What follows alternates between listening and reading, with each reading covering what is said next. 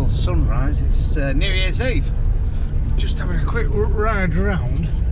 Well, because it's dried up unbelievable. While the track's dried, I can get right down to right inland as far as I can go. Make sure we haven't got any slug damage on that last field of wheat we drilled, and just see how the cover crops are going as well. But look at that field of wheat, perfect. In fact, there's a big expanse of wheat there looking very promising. You would like to say, if that doesn't do over 3 ton, I know you can't, anything can happen from now disease wise or one thing or another, but there's a lot of wheat. Looks very, very good for time of year. Westerwall grass next door on that horrible bloody blackgrass area, what was spring wheat last year. That's really got established now. Ideally we ought to be grazing it with some sheep, but they could soon paddle it to death, I think. Cover crops here doing fantastic. They're on a scheme. We're claiming X amount a hectare for putting them in, and the seed cost was very minimum. So yeah, it was a no-brainer really.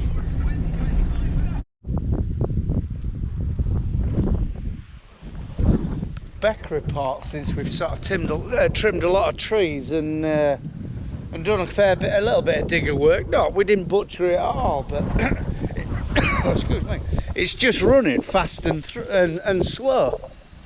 Lovely gravel bottom instead of it being silted up.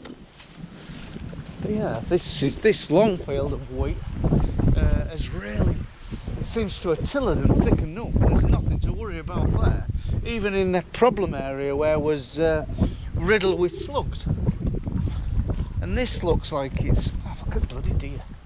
1, 2, 3, 4.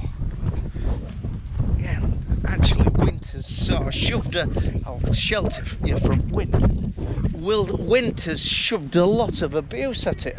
Actually, there was one day where I was a bit worried that it was going to rot off a bit, the seed, but now you can start to see seams of wheat right way downfield. So, and there's hell of a lot of new stuff just emerging. So give it another fortnight, 3 weeks of as long as it's something like mild.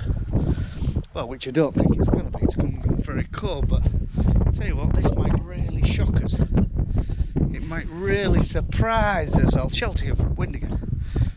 How this yields, it might be one of our better ones. You know, that late drilled, what gets well established away from the back end diseases, and don't get too far in front of itself. They can really yield well. One of our big piles of willow ready for chipper lads in spring. This is just showing you some of these cover crops we've put in. And they consist of some white radish, vetch, and a couple of different cereals, rye and oats, and a few black oats. To be fair, the cereals seem to have, don't know, suffered. There's quite a bit of vetch and radishes and one thing or another, but the cereals, yeah. But there's plenty of blackgrass, look. I'll give our Oliver his due. He's made a fantastic job of drilling. He's on a little bloody triangle here and there on ends and one thing and another, and a little now no gaps. One tram line in wrong spot, but it didn't throw me wrong spraying much at all. We just did one breeder with half a boom. Excuse me. But yeah, fantastic. And drill with the 50-50 with Vardestad and the KRM, and I like the KRM. I think it's a fantastic thing. I really do. If you're looking for a drill for your for a reserve what'll go in wet weather, KRM with the disc cultivar, perfect. Barley's just worried, like I said the other day, it's just too far in front. We're having a bit of a clear up. A lad's coming for that. He wants the hopper and various bits and pieces off it. He's coming as we speak. We're just trying to clear this area out. We're going to take a few bushes out and probably hard stand this with a bit of rubble in New Year, because our hole over there is nearly full. So that wants finishing off with some chalk, and we'll sort of start an area here. We're just trying to get rid of some relics. There's a mate of mine maybe coming to have a look at this. He wants the tank to go on a frame for a project. This is that's sole. That's that deer drilled sole. Someone wants that. I've got this, what I half built. It's the frame off a Massey Fergie. Oh God, what model drill was it? Anyway, Massey Fergie drill, like a Vicon Massey Fergie drill. And it's got the markers with the rams. It's still got a PTO drive in the middle if someone wanted to put an applicator on.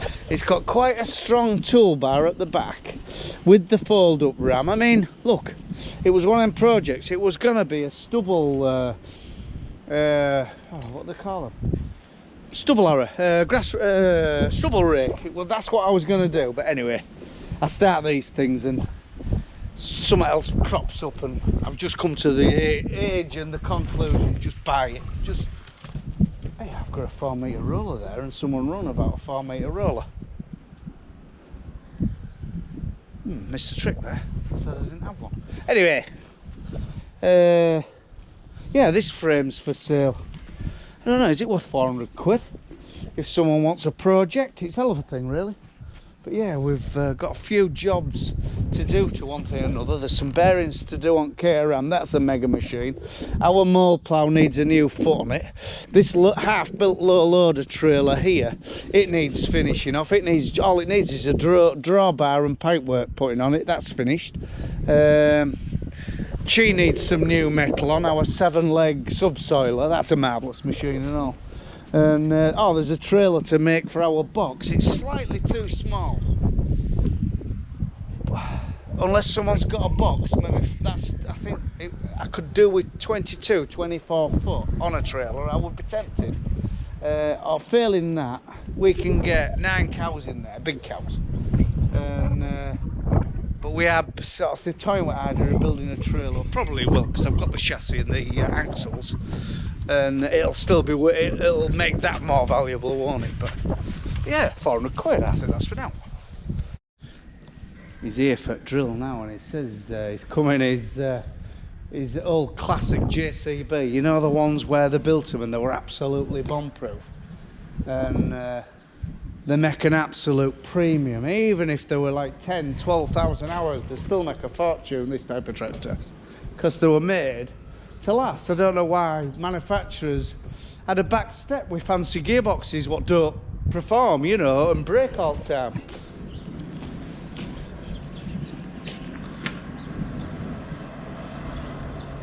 Oh, look at it.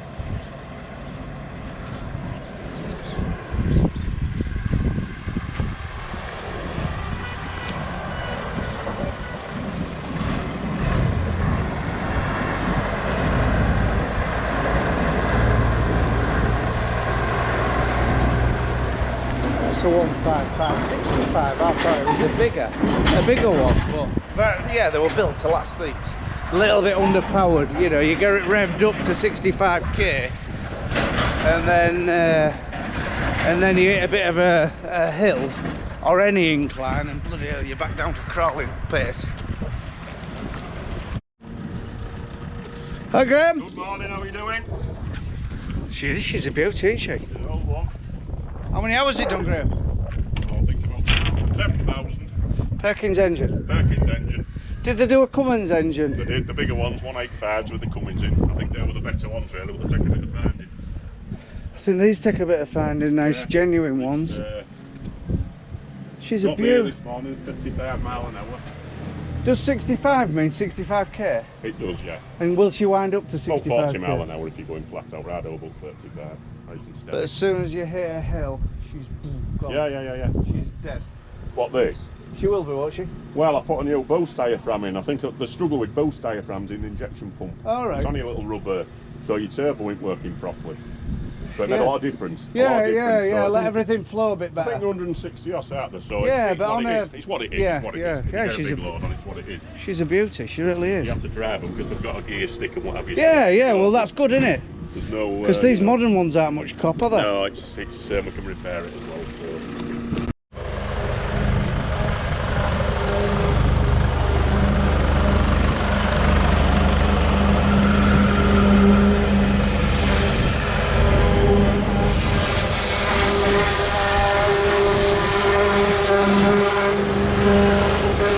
He's going around a few machines what needs services before he... Because how months go, you soon get to...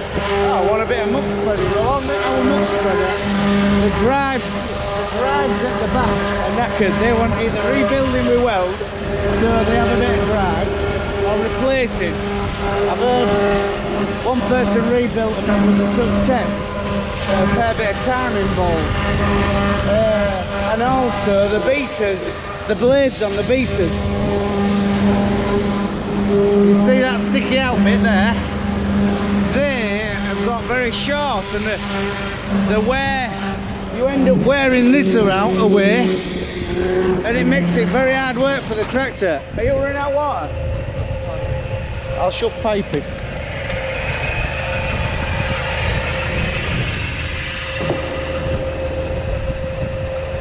You might get a bit more.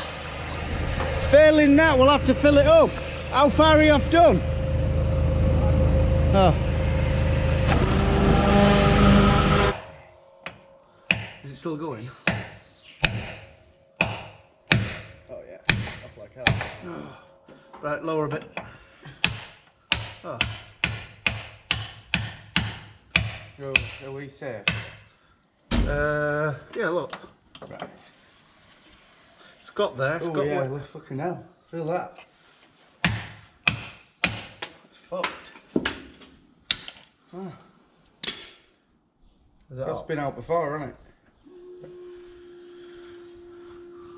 Got a bit of wear, look. Oh, there's a camera. Well, JCB says we don't have anything, sorry. Yeah, where's the other ramp? What we're doing? Do you need the top one? No. Oh, hell, look. Oh, great. Oh.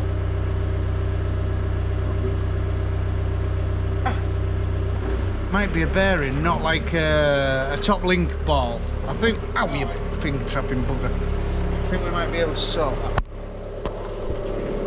No, it'd be a bearing, won't it? Yeah. No. Oh, right. Do you want to get rid of your muck?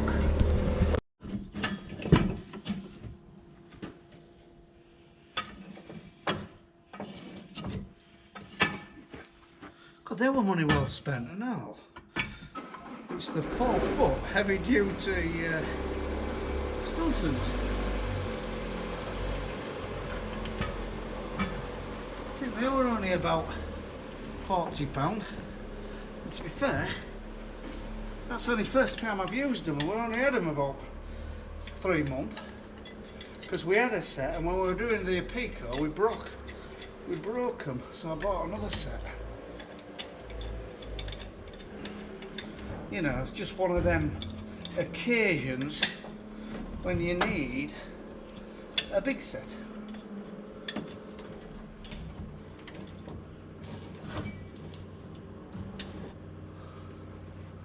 Don't know whether that's an O-ring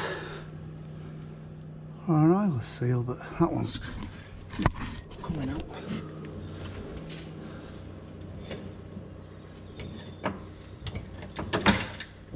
Ooh, my finger.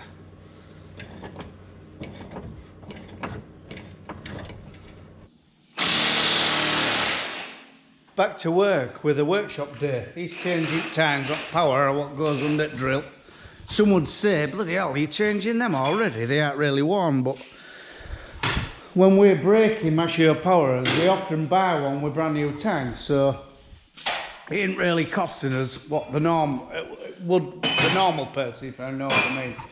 And we find that if they get down any lower than that, they start building soil up in the top, and they don't make a job anyway. So it's just false economy. You end up flipping more diesel than you do saving money on metal. But yeah, we've got the inch gun. I think I've showed you it before. It's mega. I'll tell you what is mega. This thing, bloody battery dye grinder. Like I'm doing this Ramont sprayer, and it is slightly damaged, to be fair. Pins damaged. It's been wandering about a bit on its own free will. The casing on the old bearing must have been knackered, and it's been wandering about. So to just do this, I'll show you.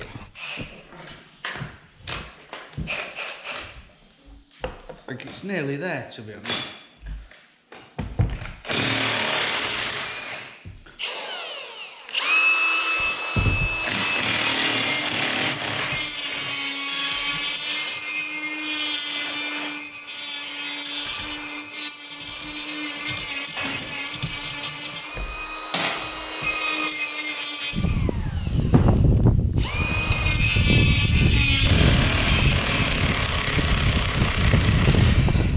Just some rough edges, so, and these bits here, these are quite expensive actually, but by good, you'll never buy, you know, they don't wear out.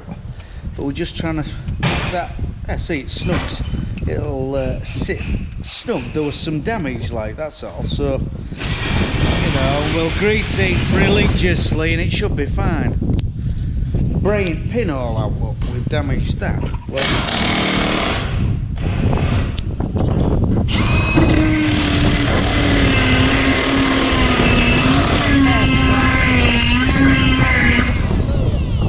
It's just made it right again. It's just rubbed through there. You got that about Ripple Farm Services at Market. Got it right. I mean, they'll do you a right deal. I bought that and a strimmer.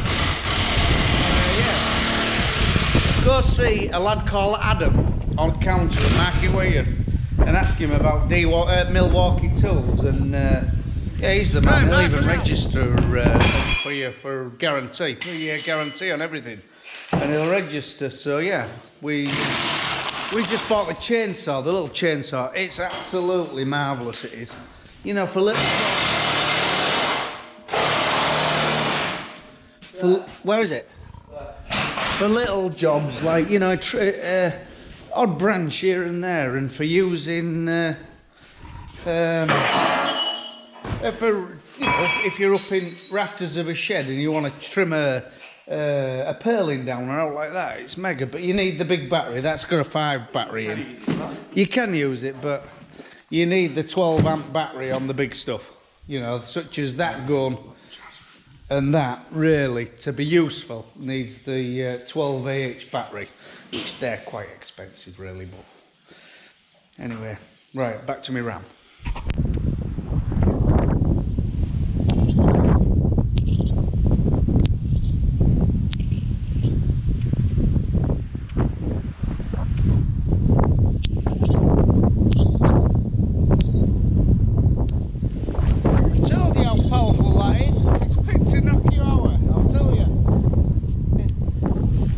Rubbed through there, you see, and it's bloody arcing on earth, so God, it frightens me.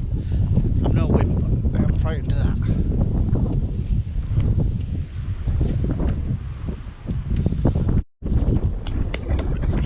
He's just rubbing a bit, he's big lad.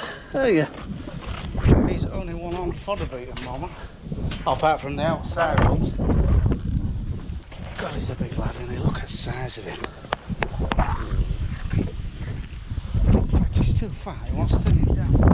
And all he's getting is like some mucky hard manky fodder beat and this bale of silage. So had a bit of a disaster with our McCormick, but I thought it was a bigger disaster.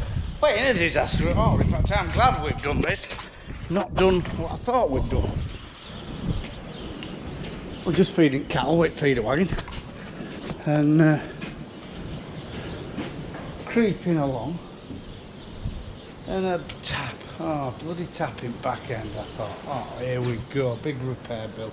Another one to begin into 25 with a big repair bill, because we've had some massive ones in 24. Took the cream off the job. There wasn't a lot of cream to go around anyway, and our repair bills took the cream off the job. It really did. Anyway, I caught the trough, and I caught the trough and bent the steps, but I didn't realise that didn't twig until I got parked up. So the noise I was listening to was the steps catching against the tyre. All I will do is bloody bend that back and brace it up. Job done. You won't tell I've done it, but I just thought it was like into there, you know. What we'd have done, we'd have pulled it in workshop, stripped it all back, ready to strip the tractor, and then Frank comes, you know. But we're on some real wet silage at the moment, some real juicy clover silage, and we're mixing it nearly 50-50 with barley. And Christ, our cattle are shifting, really are. It's just the recipe for us, to be fair. I think we're going to do all the fat cattle. There's going to be 100 fat cattle down here next year, I hope, as long as my dad can buy them. And have everything on this ration, because it's just pushed them forward the month earlier than they would be if they were on our old regime of ad-lib dry barley and a ring full of straw. So, right, finished for the day. Have a look later on, tea time, just out and see if anything's about, if anything's happening. But there's no point in making work. Everybody else has gone home. We've done a few good jobs this morning. Back to normal on Thursday, so yeah, normal practice resumes. So let's hope 2025 is a right high yielding, low cost year, and we make a bit of money, and we maybe even treat Phil to a new tractor if he's lucky and we're lucky. So right, from a rough hard farm in East Yorkshire, bye for now.